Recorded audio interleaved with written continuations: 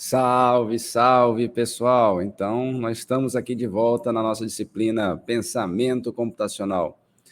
Essa semana, semana 4, continuando com os pilares, né, do pensamento computacional. Lembrando que lá na primeira semana a gente viu a ideia geral de que é o pensamento computacional, demos algumas ideias, discutimos alguns assuntos, depois entramos nos pilares do pensamento computacional na semana 2, com a decomposição.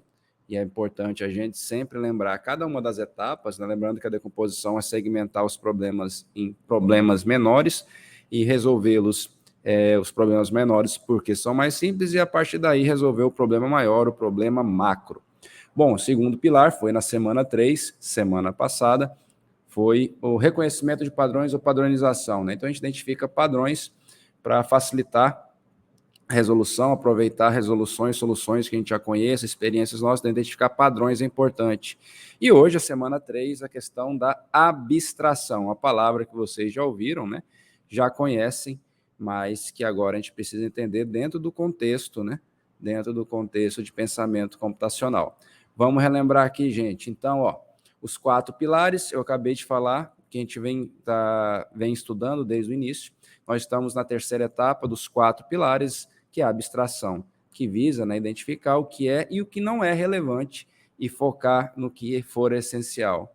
Não se deve prender a detalhes. Então, é agora que a gente entra na primeira parte, digamos assim, de fato, para querer resolver o problema. A resolução do problema, de fato, os passos para resolver o problema vai ser a próxima semana com o algoritmo. Mas aqui a gente dá uma separada boa do que realmente é importante para o problema, o que não é importante, a gente vai deixar só o que é importante para ir com o algoritmo, que é uma estratégia de resolução de problema para apresentar a solução. Então, a solução ainda não é na aula de hoje, é só na semana que vem, mas já agora dá um encaminhamento bom para a gente trabalhar a solução de problemas na semana que vem com os algoritmos.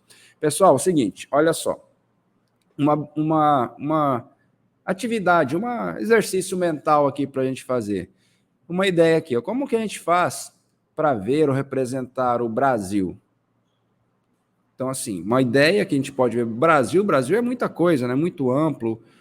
Quando eu me refiro a Brasil? Claro, é um país, mas o que é isso? O Brasil tem vários detalhes, tem pessoas que compõem o país, tem um regime, uma estrutura social, tem um presidente, tem estados, tem diversas características do país. Mas quando eu falo assim, como fazemos para ver ou representar o país? Para representar o país, claro que depende do que é o problema, mas de maneira ampla, o que a gente precisaria para conseguir ver o país ou representar o país? Bom, uma ideia que pode ter é a gente, claro, ignorar muita coisa, esquecer vários detalhes, mas uma ideia primeira poderia ser tirar uma foto de satélite. Olha, tirei uma foto de satélite. Bom, a gente vê o Brasil ali, vê o Brasil.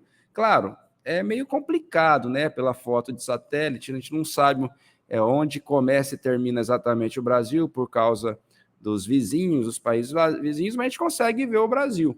Então, olha só, o que já está acontecendo aqui? A gente está vendo o Brasil do espaço, é uma foto, só que o Brasil é muito mais do que o que a gente está vendo aí.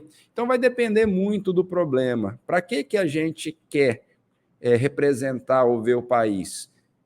A gente precisa entender qual que é a necessidade para a gente poder deixar de lado na representação o que não é relevante para o problema e deixar só o que é relevante para o problema.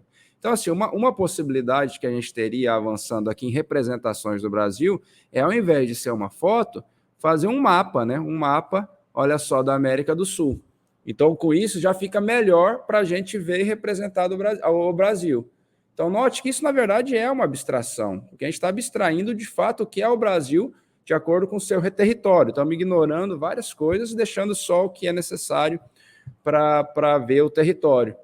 Só que, assim, volto à pergunta, como fazemos para representar ou ver o Brasil? Isso já é uma abstração, mas será que é a melhor forma de representar num mapa o Brasil? Será que a gente não pode ignorar os países vizinhos? Tem necessidade de ter os países vizinhos, os seus limites fronteiriços, para eu poder representar o Brasil? Por exemplo, o Chile, que nem faz fronteira com o Brasil, o Equador, que nem faz fronteira com o Brasil. Então, assim, já é uma representação, uma forma de representar. Mas será que a gente não consegue melhorar um pouco? Ó, uma outra possibilidade é ignorar os países vizinhos e deixar só o mapa do Brasil. Olha só agora. Agora não tem só o mapa do Brasil, como todos os estados, todas as unidades federativas estão representadas no mapa. Olha que legal. Então, de acordo com a pergunta inicial, como fazemos para ver representar o Brasil? A gente tinha uma foto do espaço e agora um mapa com todos os estados. Essa é uma forma, provavelmente todo mundo concorde aí que está assistindo, que é uma forma melhor para representar e para a gente ver o Brasil do que uma foto do espaço. Só que eu volto a ressaltar, o país tem muitos detalhes, muitas particularidades que a gente não consegue representar. Então necessita saber para que a gente quer representar o país para a gente poder fazer uma melhor apresentação. Então olha só, aqui está o desenho, mas e se eu não conheço o país, se eu não conheço o Brasil? O que significa cada território desse? Então, uma outra forma de representar, eu, nesse caso, colocar o nome dos estados. Então, olha só, aí agora tem um país melhor representado do que uma foto do espaço, e agora com os estados. É claro que depende para que a gente quer. Se a ideia é saber quantos estados tem no Brasil, quais são os estados, isso aqui é suficiente, essa representação. A gente já é uma abstração.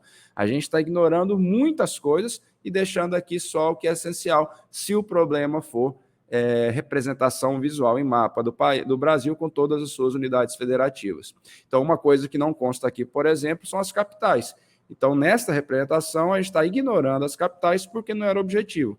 Mas, se as capitais forem importantes, aí a gente precisa de um outro mapa. No mapa anterior, bacana, eu ia pulando, mas aqui os estados em suas regiões, também uma outra representação, né?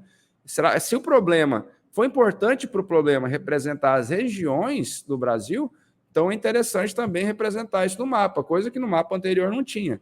No seguinte, como eu já mostrei, tem as capitais. Então, olha só, a gente tem diferentes níveis de abstração aqui nessa representação. A gente saiu numa foto do espaço, a gente pode representar num mapa, que ficou melhor para a gente visualizar, um mapa com estados, com regiões, com capitais, mas lembrando que o Brasil tem muito mais coisas. Aqui nós estamos abstraindo tudo do que é o Brasil nessa representação, nesse mapa, constituindo as unidades federativas, onde as unidades federativas estão inseridas em relação às regiões e às capitais. Então, a gente tem uma abstração do país aqui. Vamos ver o próximo slide. Aqui já é para um outro problema. A gente vê o Brasil com as suas unidades federativas, mas as capitais não é importante. Por quê?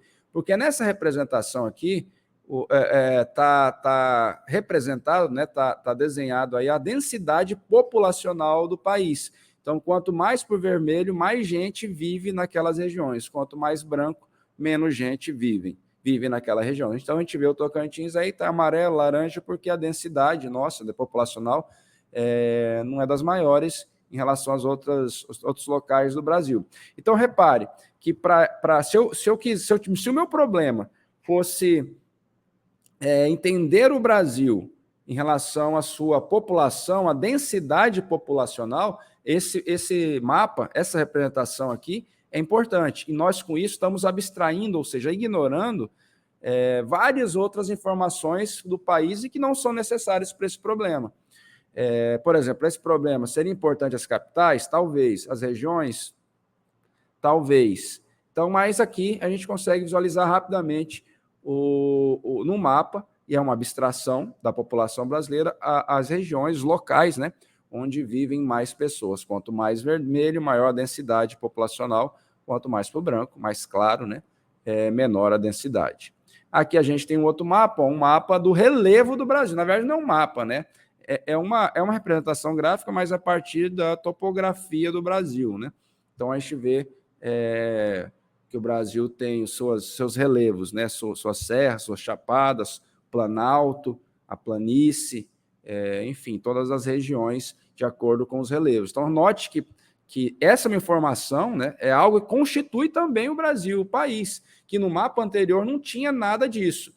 No mapa anterior tinha densidade populacional. Nessa representação agora aqui que está na tela, que também é uma abstração do Brasil, aqui o importante é verificar a elevação, né, o relevo do Brasil. Então, olha só, nessa abstração a gente ignora todos os outros detalhes, incluindo a população, dados da população, dados dos estados não estão representados aí, as capitais, regiões, mas apenas a elevação, o relevo do Brasil a partir, né, de uma imagem de satélite, provavelmente.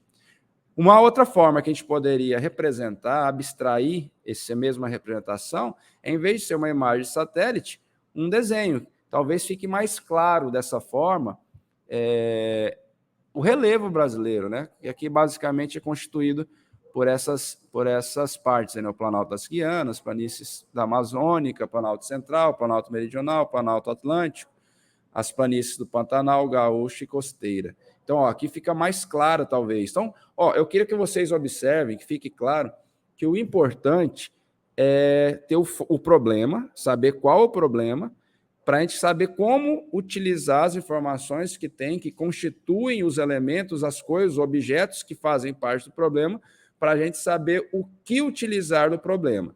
Eu quero reforçar mais uma vez que o foco hoje não é na solução. A solução é na próxima semana, quando a gente vai trabalhar com algoritmos. Mas agora, para entender, de fato, o que é relevante e o que não é relevante para o problema, ok? Então, aqui, esse início desses primeiros slides era mais para compreender, de fato, a ideia de representação, de abstração, né? Que, na verdade, um problema é constituído por muitas coisas, e a gente, dependendo do qual for o problema, a gente vai passar a considerar algumas informações e ignorar outras, tá? E isso é o cerne, o ponto central do conteúdo dessa semana. Então, olha só, gente. No exemplo anterior do mapa do Brasil, o que fizemos foi um exercício de abstração. A abstração é a operação mediante a qual alguma coisa é escolhida como objeto de percepção, atenção, observação, consideração, pesquisa, estudo, etc. Então, olha só, a abstração foca no necessário, sem se distrair com outras informações irrelevantes para o problema. E, por isso, o que é irrelevante pode ser ignorado. Então, a ideia é ignorar mesmo. Se tem muita coisa que constitui os objetos, as coisas que estão relacionados com o problema e forem informações totalmente irrelevantes para o problema, a gente ignora. Essa é a ideia da abstração. A gente passa a considerar somente o que é relevante para o problema e passa a ignorar todas as demais coisas, todas as demais informações do problema. Essa é a abstração, ok? Então, vamos voltar aqui para o slide. A ideia da abstração, né, é uma técnica que permite que se crie representação do problema a ser resolvido. Então, a competência mais importante desse pilar, que é a abstração, o terceiro pilar do pensamento computacional, é identificar o detalhe a ser ignorado, aquilo que não é relevante. A gente precisa identificar o que tem que ser ignorado, o que não é relevante, ou seja, identificar o que não é relevante para o problema, mantendo a essência do problema sem perder nenhuma informação relevante, ok? Então, esse é o ponto central da abstração. Então, quer dizer que vai para a próxima etapa, para o último pilar do pensamento computacional, que é o algoritmo, só o que é relevante para o problema. Lá na nossa estratégia de solução, que é a próxima pilar, que é o algoritmo, então só é considerado de fato o que é relevante e ignora o que não é relevante, ok? Olha só, temos aqui um outro exemplo, ó, o mapa do metrô de São Paulo. Então, isso aqui é um mapa mesmo real, em suas proporções. Tem as linhas vermelha, azul, amarelo, verde. O metrô de São Paulo é constituído, para quem não sabe, por diversas linhas. E isso, de fato, é um mapa. Ou seja, o desenho real das linhas, com as distâncias reais entre as estações, entre uma e outra. Ó. E aí, de fato, é uma representação do metrô de São Paulo. Será que essa é a melhor forma de representar? É claro, a melhor forma é muito forte essa afirmação, esse melhor, mas será que não existe outra forma melhor de representar o metrô de São Paulo? Porque observe nessa imagem que aí aparecem rios, estradas, florestas, né? Rodovias importantes e as vicinais. Tem uma série de informações que o usuário do metrô de São Paulo não precisa saber, ou seja, que dificulta a visualização do mapa do metrô, da ideia do metrô. Quando a gente quer saber um mapa do metrô, isso poderia valer para o sistema de ônibus de uma cidade. Na verdade, o que a gente quer saber são as estações, a ordem das estações, onde as estações mais ou menos estão localizadas, né? E não, no mapa, a gente não precisa representar a distância real entre as estações, não precisa constar rodovias, não precisa constar rios, florestas, né? Então, uma forma mais melhor, né, de ser representado, considerando o pilar da abstração, a gente vê no próximo slide. Olha só, a gente ignora. Esse é um conceito de usar a abstração de fato, ignora tudo aquilo que não é relevante para o problema e deixa só o que de fato é relevante. O que é de fato relevante aí? As linhas, todas as estações, a ordem das estações e algumas informações adicionais que o usuário do metrô precisa saber. Então, olha só, isso aqui é um exercício bacana de abstração. Fazer uma comunicação visual para o usuário de metrô, que ele possa se orientar onde está e saber para onde ir de maneira rápida e fácil. Então, isso aqui é um resultado de um processo de abstração, e é bem legal, é bem bacana isso daqui. Bom, pessoal, então, ó, a abstração é um processo de isolamento de detalhes que não são necessários para a gente poder se concentrar somente em coisas que são realmente importantes, tá? Então, a gente deixa o que é importante, ignora o que não é importante. Eu quero reforçar mais uma vez que a ideia aqui não é a solução, tá? Então, quando eu apresento esse mapa pronto, já é a solução, né? Então, aqui era, no passo de abstração, a ideia era ignorar o que não é relevante, como eu falei aqui, ignorar rodovias, rios, a distância real entre as estações não é relevante, e deixar só as informações como é relevante. Então, como uma última etapa de apresentar a solução seria isso daqui, né? A representação visual. Mas isso é um assunto para a próxima semana, a questão dos algoritmos. Vamos reforçar aqui mais alguns detalhes. O pilar da abstração, o terceiro pilar do pensamento computacional, consiste em analisar e separar os elementos relevantes daqueles que podem ser ignorados.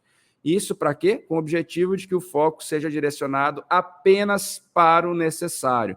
Então, o foco da nossa solução, que será o assunto da próxima semana, que são os algoritmos, o foco da solução seja somente no que é necessário, no que é relevante para o problema. A gente vai ignorar no pilar da abstração, identificar o que não é relevante, ou seja, identificar o que é irrelevante, para ignorá-los, eliminar, e aí a gente passar para o último pilar, que é da resolução, que é o algoritmo, somente o necessário, ok?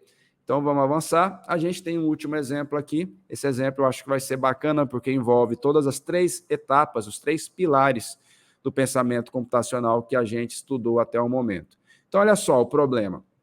A gente tem uma casa, aqui está cortada a casa, não está para ver o telhado dela, uma parte, só para ficar mais fácil o exemplo aqui. Como é que a gente faz para calcular a área dessa casa em metros quadrados? Então, olha só, o problema nosso é como calcular a área dessa casa aí, da imagem, em metros quadrados. Então, uma primeira coisa que a gente pode fazer, já considerando o pensamento computacional, é decompor o problema, a decomposição. Então, olha só, essa casa tem 5 ambientes. Então, a gente pode decompor o problema em 5. Primeiro, aqui é indiferente a ordem de resolução de cada problema. Então, mais um problema é calcular a área da varanda, o outro, calcular a área da sala, outra, calcular a área da cozinha, outro, calcular a área do quarto e, por último, calcular a área do banheiro. Uma vez que a gente calcula cada uma das áreas, ou seja, que a gente resolve cada um desses 5 subproblemas, a gente soma os resultados e vai obter o resultado macro, o resultado maior, que é do problema, e isso lá no final, claro. Então, a gente pode decompor o problema dessa forma. Na sequência, o segundo pilar é o reconhecimento de padrões. O que há de padrão nessa casa? Então, observe que todos os ambientes da casa, dessa casa aí, seguem o padrão, elas são retangulares. Nem toda casa tem todos os seus ambientes retangulares, mas nessa aí sim. Todos os ambientes dessa casa são retangulares. Ou seja, tem o mesmo padrão. Se a gente conseguir calcular a área de um retângulo, então quer dizer que a gente vai conseguir calcular a área de cada um dos ambientes, ou seja, de cada um dos subproblemas. Então, a gente identificou um padrão. Todos os ambientes da casa são retangulares. Então, olha só, a gente não precisa saber quais móveis tem na casa, qual a cor da roupa de cama, a marca dos eletrodomésticos, ou quais eletrodomésticos tem na casa, a quantidade de pessoas que moram na casa, quais materiais de construção foram utilizadas na casa, se é de alvenaria, se é de taipa ou outro material, a cor das paredes, se a casa ela é forrada ou não, qual a altura das paredes. Então, apesar de tudo isso ser a casa, ser parte da casa, são detalhes irrelevantes. Ó, qual a cor das paredes? A gente está vendo que na sala tem uma parede roxa, no quarto tem uma parede verde. Isso é irrelevante para o problema. Irrelevante para o problema. Então, tudo que compõe a casa e que não é relevante para calcular a área da casa, a gente ignora. Então, nesse passo de abstração, a gente vai ignorar completamente esses detalhes e deixar só o que interessa. O que interessa? A gente viu que o padrão de todos os ambientes é retangular, então a gente precisa saber apenas os dados necessários para calcular a área do retângulo, ou seja, largura e comprimento de cada um dos ambientes, né? Então, ó, logo, precisamos saber apenas os dados necessários para calcular a área do retângulo. Neste caso, largura e comprimento de cada um dos ambientes da casa. Não precisamos das medidas de todas as paredes. Então, ó, nesse passo agora, a gente conseguiu abstrair, ignorou tudo que é irrelevante e passou a deixar só o que é relevante. Observe que nessa etapa de abstração, a gente não precisa saber a medida de todas as paredes. Cada ambiente ele é constituído, formado por 4 paredes. Nesse caso, basta sabermos as medidas de 2 paredes, da largura e comprimento de cada ambiente. Largura e comprimento de 2 paredes, ou seja, o comprimento de 2 paredes, a largura e o comprimento do ambiente. Uma vez que a gente obtém essas informações, a gente vai poder resolver o problema, conseguir encontrar a área de cada um dos subproblemas que a gente separou na decomposição. Uma vez que a gente calcula ela, soma tudo e obtém a solução macro. Então, olha só, eu acho que esse exemplo aí foi bem bacana, porque a gente conseguiu usar os 3 pilares computacionais, os 3 pilares do pensamento computacional que a gente tem estudado. Desde a ideia inicial lá da decomposição, pegar um problema maior e decompor, identificar um padrão e, a partir daí, abstrair, ignorar o que não é relevante e focar no que é relevante, ok? Eu acho que esse exemplo ilustra bem. Comenta lá na discussão da semana, tem um fórum da discussão da semana, escreve lá, vai ser bacana, tem uma discussão boa rolando lá, que eu proponho para vocês já começarem a pensar o que pode ser aplicado do pensamento computacional a partir do que vocês já sabem para aplicar em crianças, aplicar em escola. Para quem é professor, eu sei, claro, a gente já conversou aqui nas semanas anteriores, teve a nossa apresentação, que tem alguns professores de ensino básico, ensino fundamental.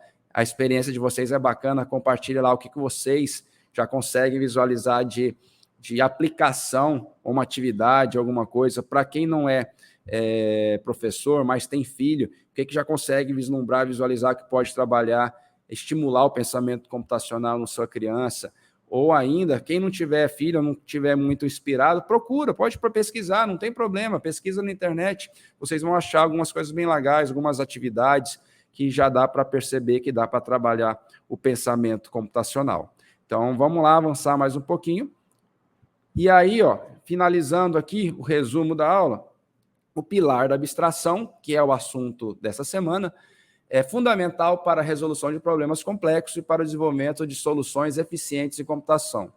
Isso por quê? Porque a abstração envolve a capacidade de reduzir um problema complexo e seus componentes essenciais. Então, pega o problema complexo, que já foi decomposto, e verifica lá o que de fato é essencial, relevante e importante para o problema e ignora todo o resto.